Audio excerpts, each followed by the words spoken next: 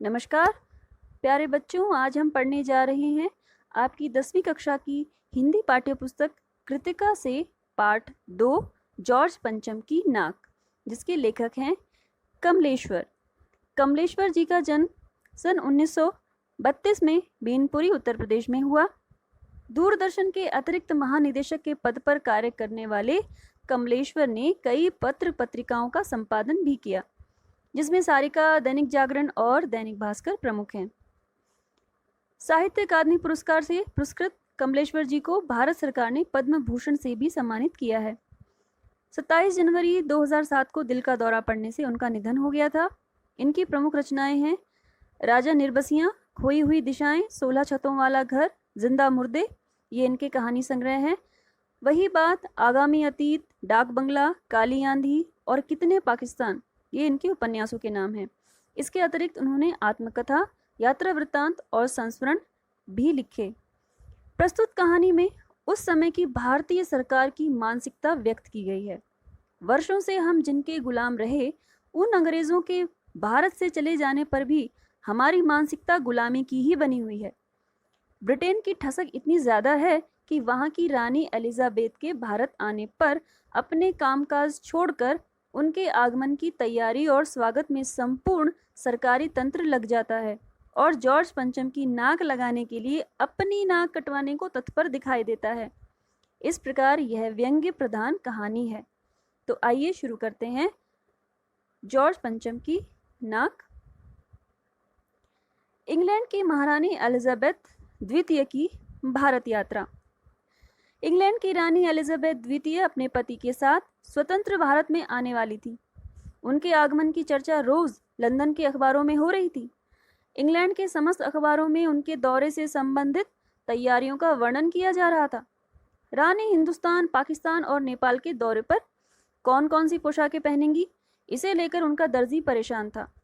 उनके आने से पहले रानी के सेक्रेटरी और जासूस आदि सुरक्षा की दृष्टि से महाद्वीप का तूफानी दौरा करने वाले थे।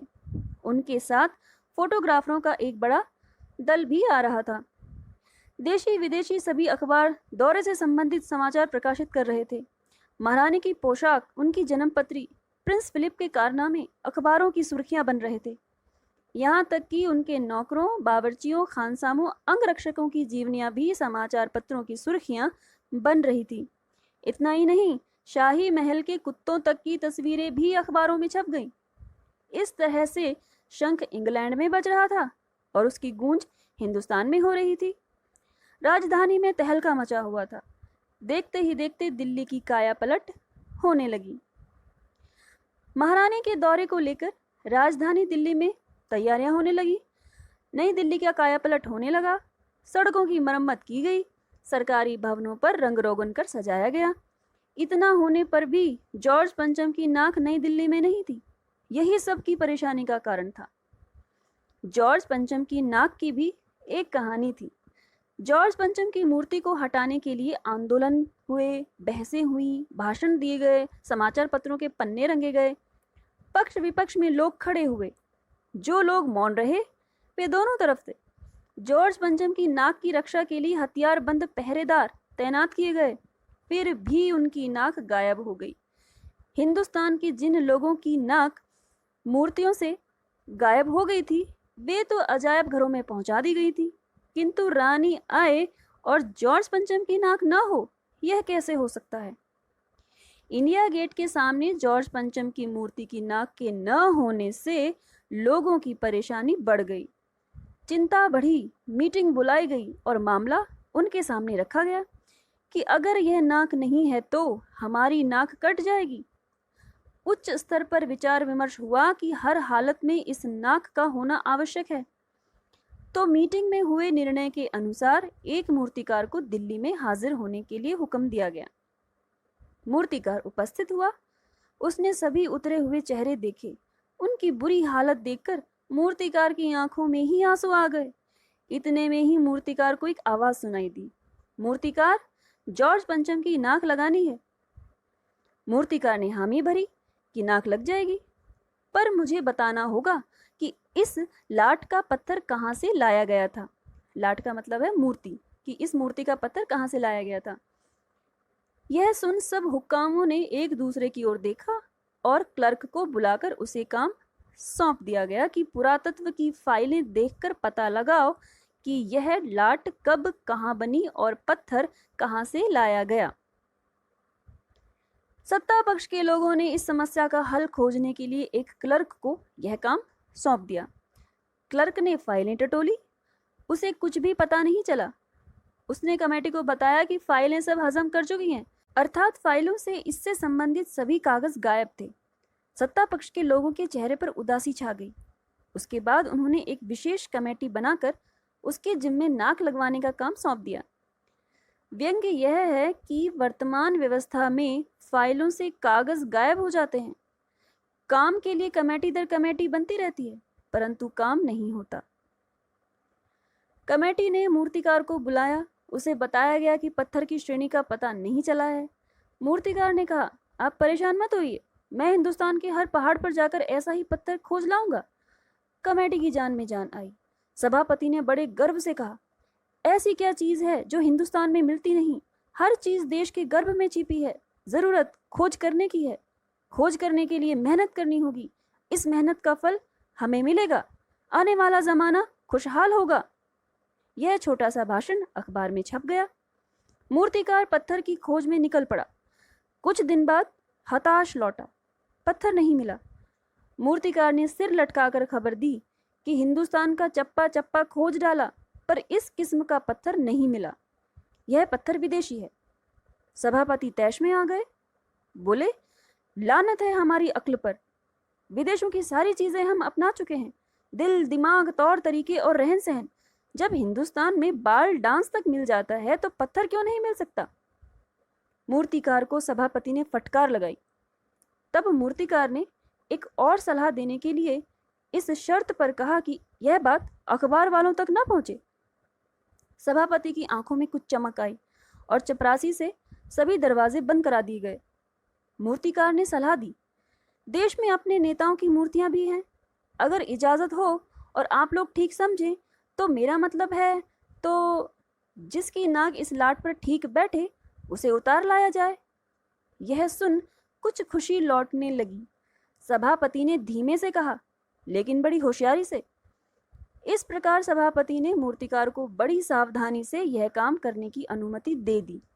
मूर्तिकार देश के दौरे पर निकल पड़ा। एक के बाद एक दूसरे प्रदेश, एक मूर्ति के बाद दूसरी मूर्ति की नाक टटोलने लगा, नापने लगा। दिल्ली से मुंबई पहुंचा। दादा भाई नौरोजी, गोखले, तिलक, शिवाजी, जहांगीर सबकी नाकें टटोली। गुजरात की ओर भागा। गांधी जी, पटेल, महादेव देसाई की मूर्तियों को परखा और फिर बंगाल की ओर चला। वहां गुरुदेव रविंद्रनाथ टैगोर, सुभाष चंद्र बोस, राजा राम मोहन राय सबकी नाकों की नाप ली। फिर बिहार होता हुआ उत्तर प्रदेश आया। आजाद, बिस्मिल, नेहरू, मालवीय की लाटों के पास गया। घबराहट में मद्रास पहुंचा, जहां तहां मैसूर, केरल का दौरा करता हुआ पंजाब पहुंचा और लाला लाजपत राय और भगत सिंह की लाटों का सामना किया और अंत में दिल्ली पहुंचकर अपनी मुश्किल बयान की।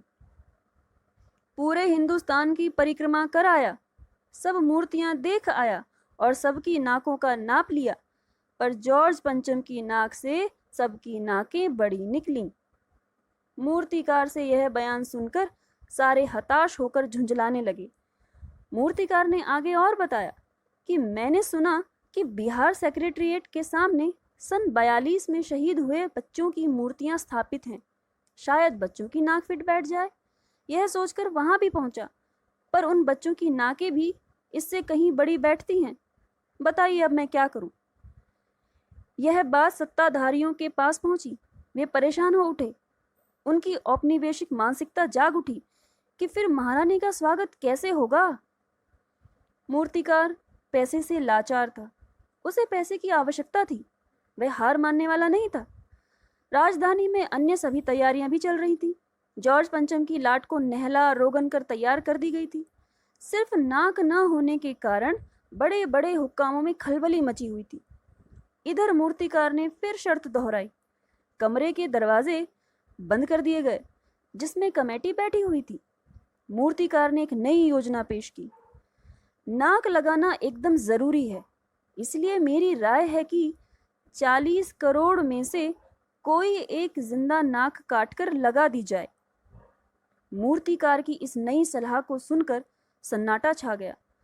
सबको परेशान देखकर मूर्तिकार ने कहा, आप लोग घबराते क्यों हैं? यह काम मेरे ऊपर छोड़ दीजिए।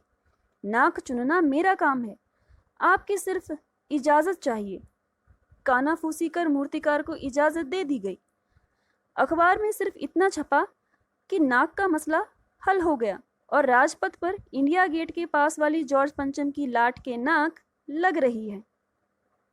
मूर्ति के आसपास का तालाब सुखाकर और साफ कर ताज़ा पानी डाला गया, जिससे जिंदा लगाई जाने वाली नाक सूख न जाए।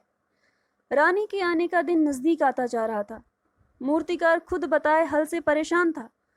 उसने फिर जिंदा नाक लगाने के लिए कमेटी से कुछ और मदद मांगी। उसे मदद यह कहते हुए दे दी गई कि उस दिन हर हालत में नाक लग जानी चाहिए। वह दिन आ गया और जॉर्ज पंचम के नाक लग गई। सभी अखबारों में खबर छपी कि जॉर्ज पंचम को जिंदा नाक लगाई गई है, यानी ऐसी नाक जो कतई पत्थर की नहीं लगती।